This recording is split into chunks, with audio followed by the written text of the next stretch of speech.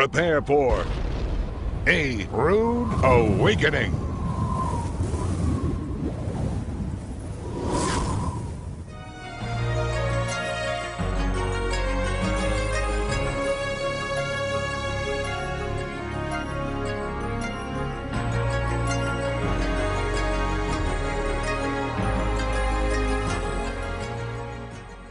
Jerusalem was destroyed in 70 AD. And when it was destroyed, this gate right here and all the wall was gone. The temple was gone. Suleiman the Magnificent came in many years later, rebuilt the wall, and built a gate up higher onto the wall on top of debris. And in the 1800s, you could walk right out of that gate onto the dirt roadbed, and all this dirt was part of the debris from the destruction of the temple. But now, as you walk out that gate, you walk up over 30 feet to get to the current roadbed, and there is all the pedestrian traffic. This is where all the buildings are built, and then when you look down to your right, you see that there is only one gate in the city of Jerusalem which has been excavated. That is the gate that the Messiah walked out to go to the crucifixion. You can go right down there to this very day and stand on this stone that the Lord walked across, and it's the only place in Jerusalem which is at that level. Everything else is on 30 feet of debris. And it is along this wall right here that in the late 70s, Ron Wyatt, who had just been badly sunburned while he was diving for the Red Sea chariot parts, came back into the city of Jerusalem, and as he was walking along this wall with the gentleman from the Department of Antiquities, he said his left hand reached out and pointed at a pile of debris, junk along the wall with a dead cat on it, and he said, that is Jeremiah's grotto, and in there is the Ark of the Covenant. As soon as he said it, he brought his hand back for making that unbelievable statement, and the man with him said, that's wonderful, we'll take care of your permits, put you up with a place to stay, take care of your food, your laundry, and everything. When can you start? And he had no idea why it would be there. He was due back at work, he went home, and 6 months later, after studying, realized it could be there, and he began excavation.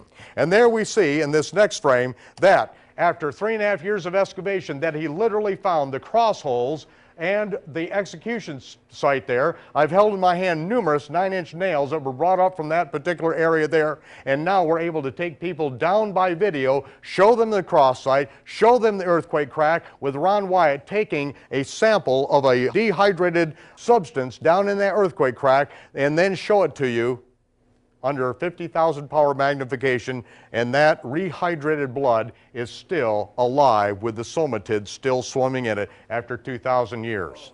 You are going to see tonight some things that you could not have imagined before, because this is the fulfillment of the Feast of the Lord. And we're going to discuss the water problem that has now been transpiring in the land of Israel. This last year, starting with last spring, there's been no rain. A half year later, we're walking along the Sea of Galilee on the beach, looking up above our heads, 15 feet above, where boats were coming in last year. This is our fresh drinking water. There's no water in the land of Israel to drink. But yet, while all of this dearth is going on, then we see up on the Temple Mount, there are 4 cisterns up on the Temple Mount. These 4 cisterns are hewn out of solid rock, and at one time had water diverted in them so that we could bring the water out for use in the temple service. But this year, when everything is dying of thirst, on top of this solid rock, there is water gushing into those 4 solid rock cisterns from who knows where. No one could explain it. The Arabs panicked. They thought that something was happening and undermining the foundation of the Dome of the Rock. And so they began pumping out water day after day. Every morning after the Muslim hours of prayer, they set up an apparatus in each one of these, and they began pumping out the water out of these cisterns. Then they also took up the covering stones from the Temple Mount up there, and what happened is that they exposed the southern wall of the foundation of Solomon's temple.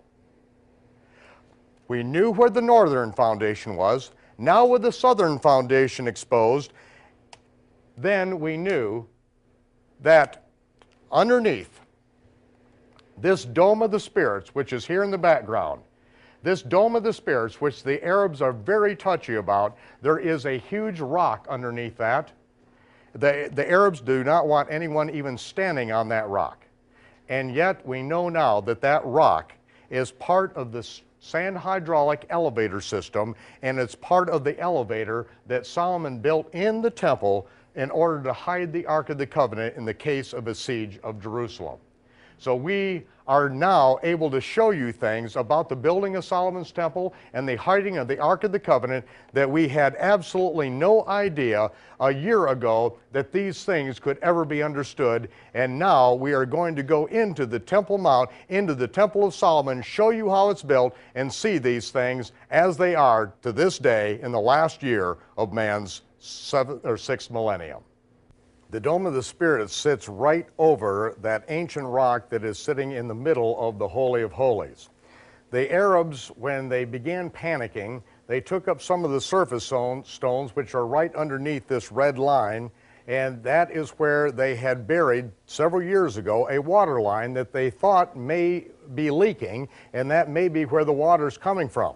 And so when they lifted up those stones and did their excavation, it then showed the foundation of Solomon's temple on that edge. Now, I was being told this not because I saw it first, but because I had received a call from one of the 7 original founders of the Temple Treasures Institute. He had called me a year before when I was in Israel and wanted to speak with me concerning the Ark of the Covenant, because he knew I knew something about the Ark of the Covenant, and the invite came late at night to where I was to meet him at his home late at night in Tekoa. Now, I'm very cautious about to whom I speak about the Ark of the Covenant when I'm in Israel. People have died over that. And we also know that there are plenty of scoffers in the world who have scoffed about all of the findings of Mr. Ron Wyatt. And so I was very hesitant at that time, but now I knew that it was time to meet him, and so it was near midnight that I went to his home and had someone with me that was prepared for this. And when we went to his home, then he began describing what had happened this last year. And with the water pouring into the cisterns, the Arabs panicking, and then exposing the southern foundation of the temple, he said that we now know that that large stone underneath the Dome of the Spirits, which the Arabs are very touchy about, is in the middle of the Holy of Holies of Solomon's temple. He said that if anyone goes in there, the Arabs are very touchy about it and won't allow anyone to go in there. In fact, they have traditions in which people have walked in there and they've died. That's their legends. So I got up early the next morning and I walked right in there and stood right in the middle of that stone. And to the left, there are several buildings there, and immediately an Arab came out and was yelling at me, "Get out of there, get out of there." And I stood in there and said, "Who, me?" And I looked around like I'm completely innocent and have no idea what's going on. And he ran out there and came all the way around to the north side, the south side, excuse me, and motioned, "Come out, come out." And I said, "Why? What is this? Come out, come out." He wouldn't speak to me. I had to come out. So I stepped out and I said, "Well, what is this?"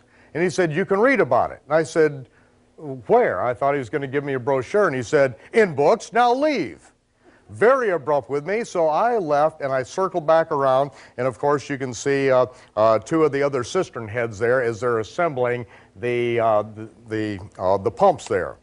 Now we see up on the Temple Mount, the ancient stone that is under the Dome of the Spirits is in direct line with the center of the Golden Gate right down the middle of it. This is a 400 million byte map, and when we zero in on it, we can bring it right down to the fraction of an inch, and it's right dead center down the middle of the Golden Gate, the Mercy Gate, or the Eastern Gate, and that's where we know Solomon's temple was. Now, this is a model of Solomon's temple, and these red lines that are across the base here, that indicates the level at which we now stand as we stand at the western wall and pray. Everything underneath that red line is under debris, and then, of course, you see the seam with the Solomon's temple in the background. Now, here's a picture of just this last year that was taken, the same red line. There you can see the oil from our foreheads as we lean against the wall and pray and put our hands on the wall. And there you see to the right of that seam in the wall where that is the Dome of the Rock. That is over top of where Herod's temple was and the Holy of Holies of Herod's temple. But Solomon's temple was to the north of that.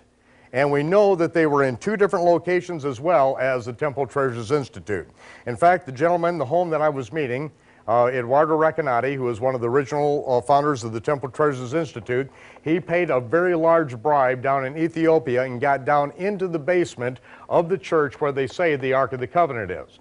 It took a lot of money to get down in there, and when he got down all the way down into the lower chambers, and then they showed him where the Ark of the Covenant was.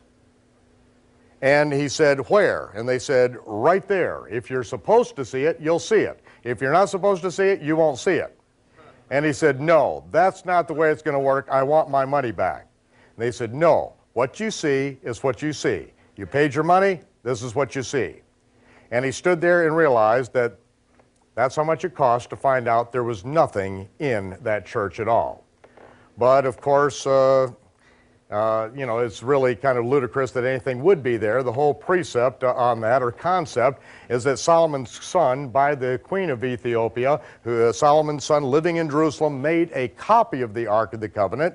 He sneaked it into the Holy of Holies, where only the high priest could go on the Day of Atonement, and he put the fake ark in, ran off to Ethiopia with the real ark, and the copy was so good, of course never having seen it before, that the glory of the Lord remained over the fake ark for 500 years.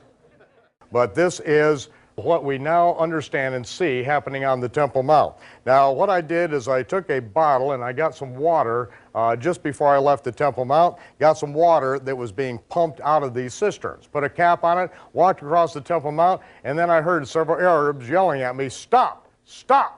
And of course, I don't understand English at all, so I started moving a little bit quicker, got down the western steps where I was surrounded by about 20 Arabs, and there it was that I saw the Israeli guard coming with the M16s and the grenade launchers, and as they approached, then this big Arab said, they were very troubled. They saw me pacing all this out, measuring stuff out, and then I got this water, very upset about it, and then the big guy said, "Are you Jewish?" And I said, "I'm an American." And he said, "Are you Jewish?" I said, "I'm an American and I believe in Jesus." And then he really got hostile, and they said, "I believe in Jesus. Everyone believes in Jesus. Are you Jewish?" And right then, the Israelis saw that I'm dragging this out as long as I can. They grab me by the shoulders, take me to the police station, and after 2 hours, there with the bottle of water in the background, with a little bit of a smile on their face, they finally say, "I've done nothing wrong in Israel, and I'm free to go." And so I brought my water back to the United States.